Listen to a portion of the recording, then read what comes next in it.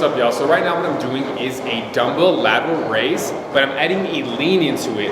That way when I'm going at the very bottom range of motion, I'm still getting some tension, versus if you were standing just straight up, you got tension here, but when that palm is next to that torso, next to that hip, there's no resistance.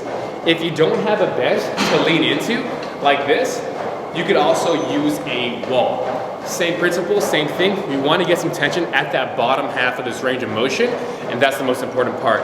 So what you can do is set your bench to where it's at an incline like this, is as you're raising up, try to lengthen that arm, push that palm towards the corner of the room, try to get a good stretch in that palm, pushing that fist out towards the side.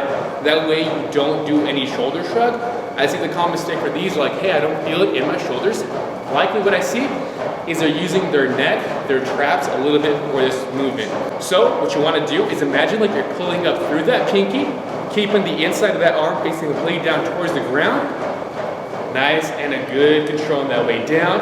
You want to be feeling some tension at the very bottom of this range of movement right here. Boom. If you look at me from the side, you'll notice that when I'm doing this exercise, that elbow is where the seam of that shirt is. That dumbbell is slightly in front of that torso. That's how it should look from the side. Don't have your elbow behind that torso and lifting up through that thumb. Keep the inside of that bicep nice and flat towards the ground.